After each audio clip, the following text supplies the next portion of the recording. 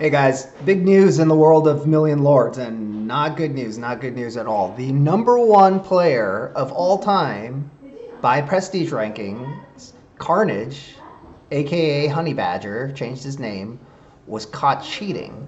And he was caught cheating in the worst way. It's worse than city trading because when you city trade, you gain experience and gold, but at the expense of troops. And the number of troops that you lose is significant now because they reduce the number of troops gained per level in order to reduce the advantage that city traders have.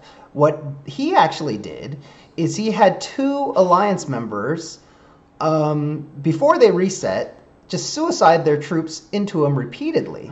So it was so egregious that he went from level 70 to level 77 in a period of 12 hours without gaining kingdom power. So there's no other way to explain it besides cheating, because his kingdom power is still only 3.5 million. So for example, I have a kingdom power of 12 million. If I went on defense for a week, I would gain about 1 level, at most 2, right? You don't gain 7 levels on defense. Even when I was attacking, the most I've ever gained in a period of 12 hours this season was 2 levels. From one night of constant attacking, I took 150 cities and I gained 2 levels. There's just no way to gain 7 levels without your kingdom. He would have to take, he would just have to take over like 5 continents. He'd have to be in like the top 3 in kingdom power in order to gain 7 levels legitimately like that. So now they're really putting the developers to the test, because just a few days ago it was announced that the developers are going to ban cheaters. Well, here's the biggest cheater, because he's number 1 of all time, and he did it in the worst way possible, and there's no defense. And the developers have even more evidence because they could see how much gold he has. So he must have an obscene amount of gold, right? Because he was in salvager mode while people were suiciding troops into him repeatedly, right? So what should happen, I think, is he should get a permanent ban. Honey Badger should get a permanent ban. And then the guys who were suiciding their troops into him, Willabone and Valdoon, they should have at least a short-term ban of a few seasons.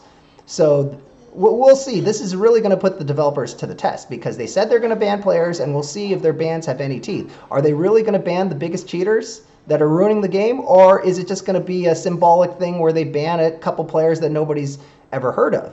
You know, the very survival of the game is at stake, because nobody wants to play a game that's dominated by cheaters. We have thousands of games to choose from. Just like you're not going to play poker in a game where the deck is stacked against you, nobody's going to play a game that's full of cheaters. So this is the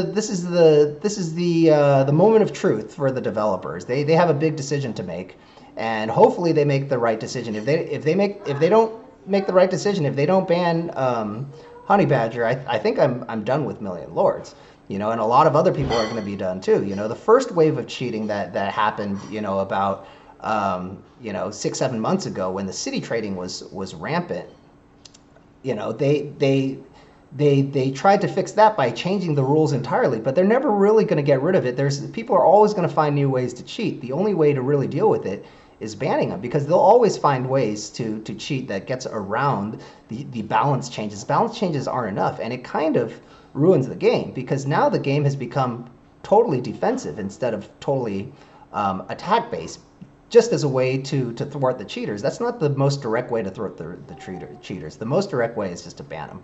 So if you like the video, make sure you subscribe and like, and I'll post the screenshots as evidence